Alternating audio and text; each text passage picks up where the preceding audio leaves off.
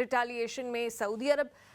पे एक अटैक कर देता है और उसके बाद पूरा जो ये अमल है, पूरा जो प्रोसेस है जो हम इस्लामाबाद अकॉर्ड्स का सुन रहे थे, वो सैबोटाज हो जाता है। इसी के ऊपर बात करेंगे। स्टूडियोज़ में हमारे साथ एंकर ज़ैनुल आबिदीन भी मौजूद हैं, लेकिन सबसे अहम बात कि इस पूरे अमल को इसका जो असर आएगा और डोनाल्ड ट्रंप को कितना संजीदा लिया जाए, इस बात को समझने के लिए हमें सीनियर पॉलिटिकल एनालिस्ट जो हैं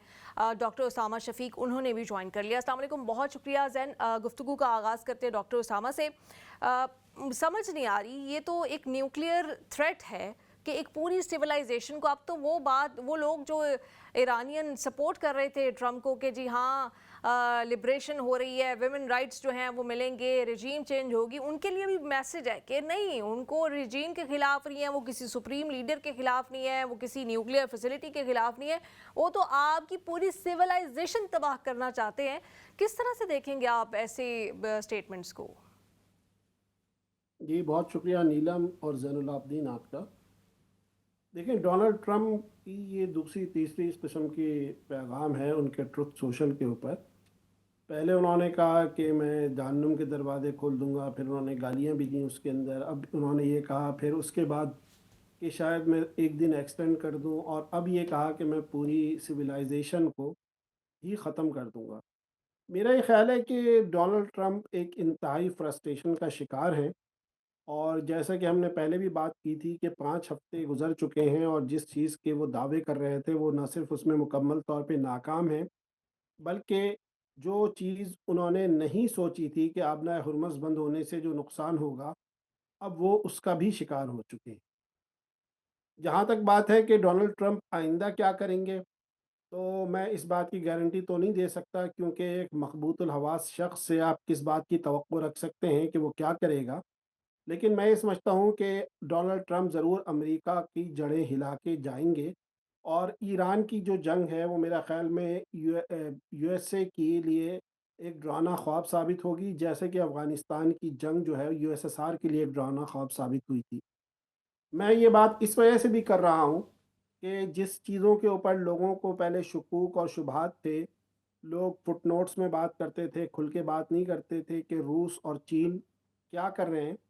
अब आज अक़वाम मुत्तहिदा की सिक्योरिटी कौंसिल में करारदाद को आबनाए हुरमस खुलवाने के हवाले से जो करारदाद पेश की गई, उसको रूस और चीन दोनों ने वीटो कर दिया। तो इसका मतलब ये है कि ईरान की बैक के ऊपर बिल्कुल खुलकर रूस और चीन आ गए हैं। और अगर रूस और चीन इस तरीके से खुलकर आ गए हैं और अमेरिका कोई हिमाकत करता है, तो शायद हम दुनिया में वो कुछ देखें जो दुनिया के अंदर शायद सदियों में कभी देखा जा सकेगा।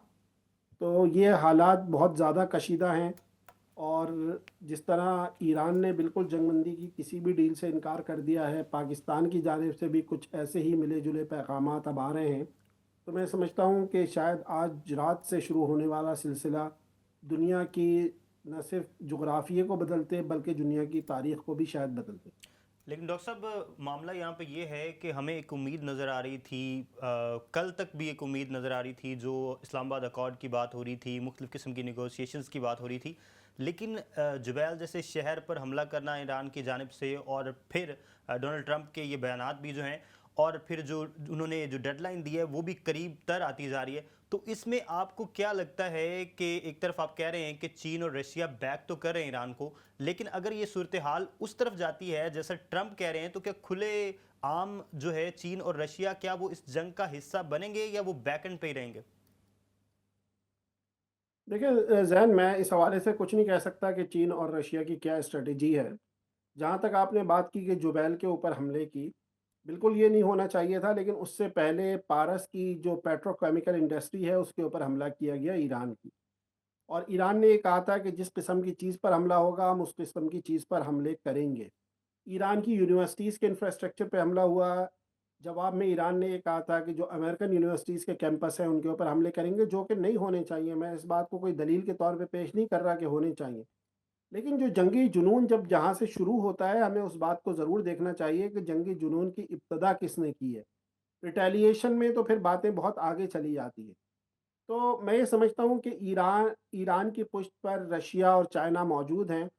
अब वो किस तरीके से आके जंग लड़ते हैं, वो असलाह फ़राहम करते हैं, वो टेक्नोलॉजी फ़राहम करते हैं, वो ख़ुद अपने ट्रुप्स फ़राहम करते हैं,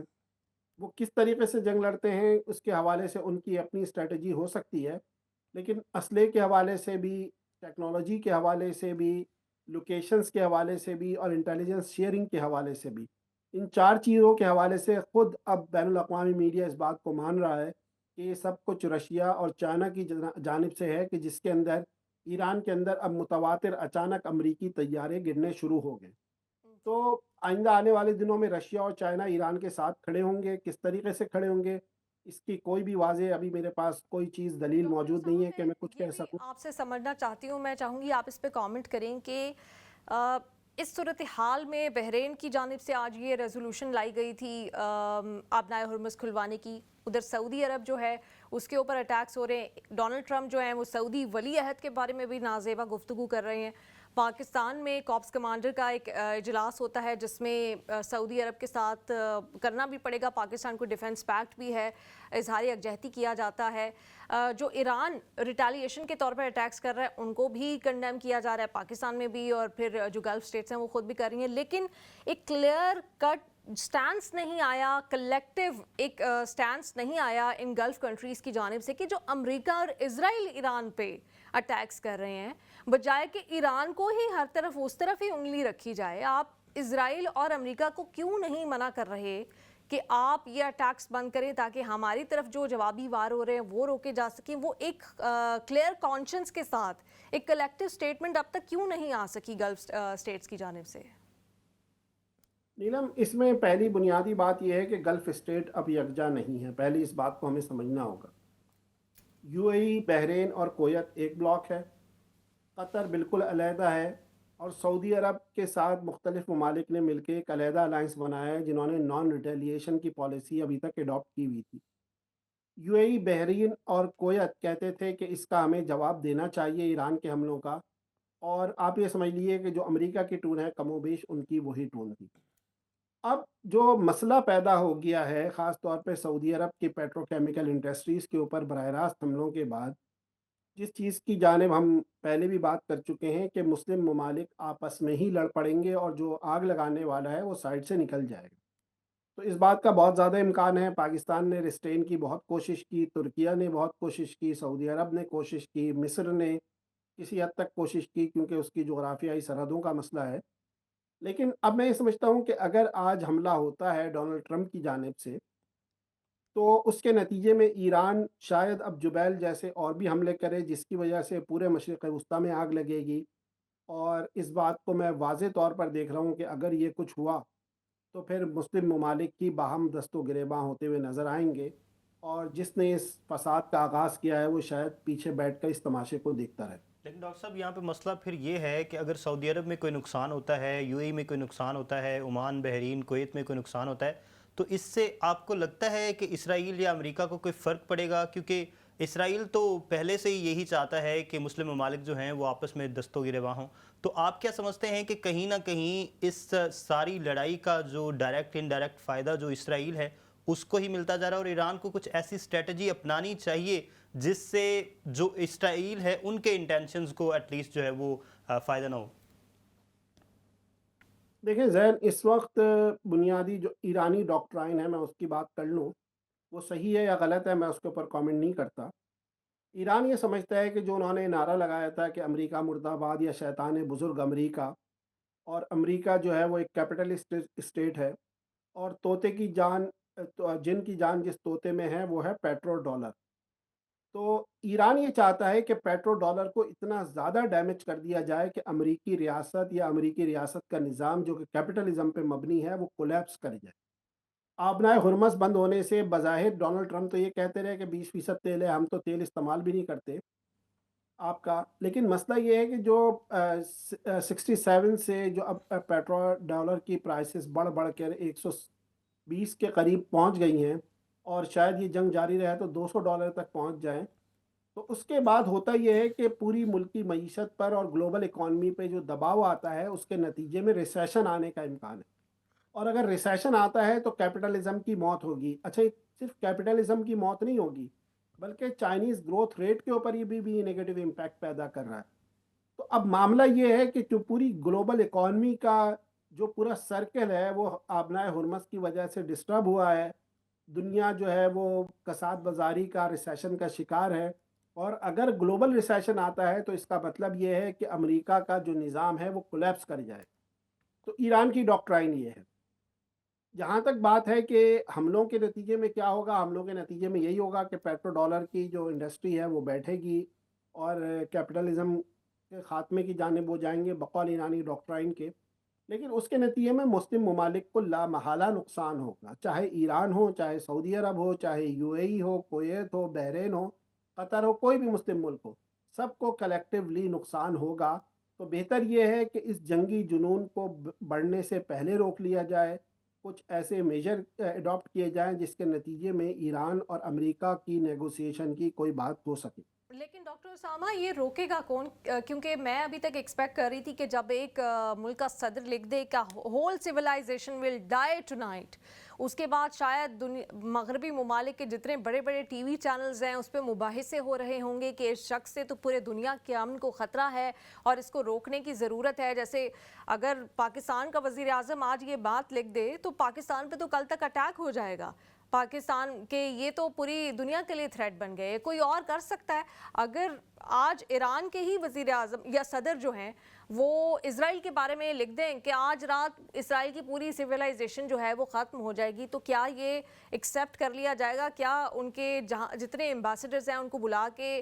ان سے پوچھا نہیں جائے گا کہ کیا سٹیٹمنٹ آپ کی کنٹری کی جانب سے آ رہی ہے؟ لیکن کیونکہ امریکی صدر نے سیولائزیشن تباہ کرنے کی دھمکی دی ہے تو سب خاموش ہیں. تھوڑی بہت کنڈیمنیشن سافٹ لینگویج کے ساتھ کر کے بس ختم. کوئی برطانوی وزیر اعظم کی اب تک کوئی سٹیٹمنٹ نہیں آئی، فرینچ جو پریزیڈنٹ ہیں کوئی سٹیٹمنٹ نہیں آئی، جرمنی کی جانب سے اب تک کوئی سٹیٹمنٹ نہیں آئی، صرف کچھ پولیٹیشنز کی جانب سے سٹیٹمنٹ آ رہی ہیں. تو مطلب یہ اتنی ہی عام بات ہے کہ کسی سیولائزیشن کو تباہ کرنے کی بات کر دی جائے اور سب اس پہ خاموش رہیں؟ نیلم، یہ تو مغرب کا دوہرا نظام ہے اور دوہرا معیار ہے جو ہم دیکھتے ہیں دنیا کے اندر. اور کل ڈونلڈ ٹرمپ نے اپنی پریس بریفنگ میں خود بتایا کہ ایران کے اندر پروٹیسٹر خواتین کو ان کی آنکھوں کے درمیان گولی ماری جاتی ہے. لیکن وہ یہ بتانا بھول گیا کہ غزہ میں مرنے والے 75,000 لوگوں کا خون کس کے ہاتھوں کے اوپر ہے، کس کا اسلحہ استعمال ہوا، کس نے ان کو اس طرح مارا کہ ان کے جسم کے پرخچے اڑ گئے اور ان کی باڈیاں تحلیل ہو گئی. تو یہ تو مغرب کا دوہرا نظام ہے جو ہمیں نظر آ رہا ہے، دوہرے معیارات ہیں جو ہمیں نظر آ رہے ہیں. اب یہ چیزیں بہت زیادہ آبویس ہو گئی ہیں. پہلے یہ ڈھکے چھپے ہوتا تھا، ویپنز آف ماس ڈسٹرکشن کے نام پر ہوتا تھا، ریڈیکلزم کے نام پر ہوتا تھا، القاعدہ اور اسامہ بن لادن کی تلاش کے نام پر ہوتا تھا. اب یہ چیزیں جو ہے وہ بہت زیادہ آبویس ہو گئی ہیں. اور بہرحال مغرب کو ہم جتنی بھی اس کے اوپر تنقید کریں ہم کرتے ہیں، لیکن ایک بات صحیح ہے کہ پورا مغرب اب اس جنگی جنون کے پیچھے نہیں کھڑا. گو کہ وہ خاموش ہے، اس طرح اس کا جواب نہیں دے رہا،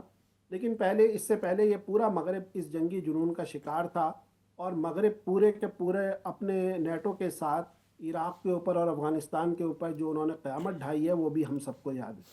تو جہاں تک ایک نیگیٹو پوائنٹ ہے وہاں پہ ایک پازیٹیو لیکن پوائنٹ بھی ہے، ڈاکٹر پروس اینڈ کونس تو اسامہ، ہیں. ڈونلڈ ٹرمپ ہی کہہ رہے ہیں کہ پہلے برطانیہ نے منع کیا تھا، اب یہ ممالک جو نیٹو کنٹریز ہیں وہ تیار ہیں، کہہ رہے ہیں کہ جو بھی آپ کو مدد چاہیے آپ ہمیں بتائیے. اب کس کا یقین کیا جائے؟ وہ جو سٹیٹمنٹس یہاں کے لیڈرز کی جانب سے دی جا رہی ہیں یا جو ڈونلڈ ٹرمپ صاحب فرما رہے ہیں کہ اب نیٹو ممالک ان کی مدد کرنے کے لیے تیار ہیں؟ اور خاموشی میں ہم ہی کہتے ہیں اردو میں کہ نیم رضامندی ہوتی ہے. یہ جو خاموشی ہے ٹھیک ہے، ہم تو خاموش رہیں گے لیکن آپ جا کے کر لیں جو کچھ کرنا ہے آپ نے، آپ جا کے وہاں پہ کلیکٹیو پنشمنٹ دیں ایرانینز کو، آپ جا کے پوری سیولائزیشن تباہ کریں، ہم خاموش رہیں گے. یہ رضامندی ہی تو ہوتی ہے. جی دیکھیں، آپ کی بات درست ہے، لیکن میں اس چیز کی نفی کرتا ہوں کہ ٹرمپ جو کچھ بول رہے ہیں وہ جھوٹ بول رہے ہیں. پہلی بات یہ دیکھیے کہ اسپین نے، ہالینڈ نے، آسٹریا نے اور بعد میں ہنگری نے اور ایون پولینڈ نے، اور اس کے بعد اب آج کی خبر یہ ہے کہ یو کے نے اپنے بیسز ایران پہ بمباری دینے سے انکار کر دیا. فرانس نے اپنے بندرگاہ استعمال کرنے سے روک دیا، اسپین نے اپنی بندرگاہ اور ایئر اسپیس استعمال کرنے سے روک دیا، نیدرلینڈ نے روک دیا. تو یہ چیزیں بہرحال ایک بہت بڑا ٹرن ہے. میں اس کو سمجھتا ہوں کہ یورپ جس صورتحال کا آج سے 20 سال پہلے شکار تھا اس میں ایک بہت بہتری ہے. ٹھیک ہے، آپ کی بات درست ہے کہ اس طریقے سے اپنے معیارات کے اوپر پورے اترتے ہوئے نظر نہیں آتے، لیکن وہ اپنے معیارات کے برعکس کام کرتے ہوئے جس طرح نظر آتے تھے کم سے کم اس سے دوری ہوئی ہے. دوسری ایک بات، اہم جو بات ہے جو آپ سمجھ لیجئے، جو آج روس اور چین کے ویٹو کرنے کے بعد بھی سامنے آئی ہے کہ یورپ اب امریکہ کا ساتھ نہیں دے رہا، اور میں یہ سمجھتا ہوں کہ یورپ اس وقت ایک ٹرانزٹ کے اندر ہے، ایک انتظار کے اندر ہے کہ دنیا کی جس گلوبل پاور کو ختم ہونا ہے اور جس گلوبل پاور کو ابھرنا ہے وہ ہو جائے، اور اس میں ہم شریک جرم نہ بنے یا سہولت کار نہ بنے۔ تو میرا خیال ہے کہ یورپ جو ہے اس وقت کیلکولیٹ کر رہا ہے، خاموش ہے اور انتظار کر رہا ہے کہ یہ جو دو طاقتور نظاموں کی جنگ ہے یا دو طاقتوں کی جنگ ہے، اس میں سے جو بھی فاتح ہوگا یورپ اس کے ساتھ جائے گا، کیونکہ یورپ کی اب بحیثیت مجموعی کوئی بہت بڑی حیثیت موجود نہیں ہے، اور خاص طور پہ ڈونلڈ ٹرمپ کی جانب سے بار بار یورپ کو برا بھلا کہنے کے بعد، ان کا مذاق اڑانے کے بعد، یورپ اب امریکہ کے پاس نہیں جا سکتا۔ لیکن ڈاکٹر صاحب یہاں پہ ہم آپ سے جو مین سوال کرنا چاہیں گے وہ پاکستان کے حوالے سے ہے کہ پاکستان کی وجہ سے ہم زیادہ کنسرنڈ اس وجہ سے ہیں کہ پاکستان ایک ایسی پوزیشن میں آ چکا ہے جہاں پر اب جب جبیل جیسے سٹی میں ایک حملہ ہوتا ہے تو پاکستان کا ایک پیکٹ بھی ہے سعودی عربیہ کے ساتھ، آپ کو پتہ ہے۔ اس کے ساتھ ساتھ اب آپ نے دیکھا کہ آج جو ہے وہ ویٹو کیا چائنا اور رشیا نے جو ہے وہ قرارداد کو بھی، تو اب چائنا ایک طرف کھڑا ہے ایران کے پیچھے، یہ آپ کہہ رہے ہیں آپ کے مطابق، اور نظر بھی آ رہا ہے، اور دوسری جانب جو سعودی عربیہ ہے اس کے ساتھ پاکستان کا پیکٹ بھی ہے۔ اب پاکستان کس طرح سے سوچ رہا ہوگا اس سارے معاملے کو، اور جو خارجہ پالیسی کی تعریف ہو رہی تھی اور جو سول جو اینٹی جس کو رائٹرز نے کوٹ کیا کہ سول اینٹی جو اس وقت صرف نیگوسیشن کی جانب لے کے جانا چاہ رہی ہے وہ پاکستان ہے، تو آپ کو کیا لگتا ہے کہ پاکستان کیا کرے گا اس صورتحال میں؟ دیکھیے، پاکستان اس وقت آپ یہ سمجھ لیجیے کہ ایک تنی ہوئی رسی پہ چل رہا ہے، اور پاکستان کو ہر قدم پھونک کے رکھنا پڑ رہا ہے۔ پاکستان کی اب تک سفارتی کوششیں بہت عمدہ ہیں، لیکن بہرحال اب آئندہ آج کور کمانڈر کا جو اجلاس ہوا، جو اس کے پریس بریفنگ سامنے آئی، اس کے بعد تو یہ لگ رہا ہے پاکستان سعودی عرب کے اوپر حملوں کے حوالے سے ناراض ہے۔ لیکن اگر پاکستان ایران کے اوپر براہ راست حملہ کرتا ہے تو اس کے نتیجے کے اندر پاکستان کے اندر جو شیعہ سنی تفریق ہے اس کے حوالے سے ایک بہت بڑی فالٹ لائن موجود ہے۔ دوسری جانب جو بلوچستان کا پورا علاقہ موجود ہے، جو ایرانی اور پاکستانی بلوچستان میں تقسیم ہے، اس کے حوالے سے ایک بہت بڑی آبزرویشن موجود ہے کہ شاید اس کو علیحدہ کیا جائے۔ تو پاکستان کے حوالے سے میں یہ سمجھتا ہوں کہ پاکستان کو بڑا ٹیکٹفلی دیکھنا پڑے گا۔ بہرحال سعودی عرب کے حوالے سے تو اس نے کہا ہے ہو سکتا ہے کہ پاکستان اپنے انسٹالیشن وہاں پر کرے کہ سعودی عرب کو پروٹیکٹ کیا جائے، لیکن میں اس بات کو ابھی تک خارج از امکان قرار دیتا ہوں کہ پاکستان براہ راست ایران کے اوپر پاکستان کی سرزمین سے کوئی حملہ کرے۔ ڈاکٹر اسامہ، ایک اور معصومانہ سوال ہے، میں چاہوں گی اس کا بھی آپ جواب دے دیں کہ جو سعودی ولی عہد کی ذات پر حملے کر رہے ہیں ڈونلڈ ٹرمپ، تو ڈیفنس پیکٹ کے تحت کیا اس کا جواب بھی پاکستان نے ہی دینا ہے؟ کیونکہ سعودی ولی عہد یا سعودیہ کی جانب سے تو ابھی تک کوئی جواب سامنے نہیں آیا، پاکستان بھی چپ ہے، تو وہ بھی تو آبویسلی اگر آپ کسی ولی عہد کے بارے میں، کسی لیڈر کے بارے میں اس طرح کی نازیبا گفتگو کریں گے، اس کا بھی تو کسی کو جواب دینا ہی پڑے گا ڈونلڈ ٹرمپ کو۔ دیکھیے، سعودی عرب کی آپ پالیسی دیکھیے کہ سعودی عرب پورے حوالے سے خاموش ہے۔ آپ کو سعودی عرب کی جانب سے کوئی ایسی بیان بازی بحیثیت مجموعی نظر نہیں آئی۔ اس کے بہت کم بیانات، بہت کم رد عمل سامنے آتا ہے، اور سعودی عرب نے، آپ یہ دیکھیں، اس دن ٹرمپ نے بیان دیا، سعودی ولی عہد کا مذاق اڑایا، اس کے اگلے دن ان کا جو ایک بہت بڑا سرویلنس کا طیارہ تھا جس کی مالیت $600 ملین تھی، اس کو سعودی ایئر بیس کے اوپر تباہ کر دیا گیا، اور ایران کے شاہد ڈرون نے جس کی مالیت $20,000 ہے اس نے تباہ کر دیا۔ اس کے بارے میں بھی امریکنوں کو بہت غصہ ہے کہ اس کے اوپر سعودی ایئر ڈیفنس نے انٹرسیپشن کی بھی کوشش نہیں کی۔ تو یہ وہ جواب تھا جو ڈونلڈ ٹرمپ کو پہلے طور پر دے دیا گیا۔ اور بھی بہت ساری چیزیں ایسی ہیں کہ جو بہرحال جنگ جب ختم ہوگی، جب پتہ چلے گا کہ کس نے کیا کیا، کس نے کیا نہیں کیا، ہو سکتا ہے کچھ چیزیں ایسی ہمیشہ کے لیے راز بھی رہ جائیں، لیکن بہرحال یہ سعودیوں سے امریکی بہت زیادہ ناراض اس وجہ سے ہیں کہ وہ یہ سمجھتے ہیں کہ ہمارے بیسس کا دفاع سعودیوں کو کرنا تھا، اور سعودی یہ سمجھتے ہیں کہ ہمارا دفاع امریکیوں کو کرنا تھا، اور جو بھی ان کے بیسس کے اوپر اسٹرائک آئی ہے جس کے اندر کئی امریکی فوجی ہلاک یا زخمی ہوئے ہیں، اس کے اندر سعودی ایئر ڈیفنس نے یا سعودی فورسز نے کوئی انٹرسیپٹ کی کوشش نہیں کی۔ تو یہ ایک ایسی بات ہے کہ جس کی وجہ سے آپ ان چیزوں کو اگر پورے تناظر کے اندر دیکھیں تو لگتا یہ ہے کہ سعودی عرب اور امریکہ کے درمیان جو خلیج ہے وہ بہت بڑھ چکی ہے، اور اس جنگ کے خاتمے کے بعد جو کچھ بھی نیا نظر آئے گا وہی نئے مشرق وسطیٰ کا نقشہ ہوگا، جس کے اندر امریکہ اور سعودی عرب بہت دور ہوں گے، شاید متحدہ عرب امارات، بحرین اور کویت بہت قریب چلے جائیں امریکہ کے۔ صحیح، بہت شکریہ ڈاکٹر اسامہ، بہت ڈیٹیل میں جو صورتحال ہے اس کے اوپر آپ اپنا تبصرہ کر رہے تھے۔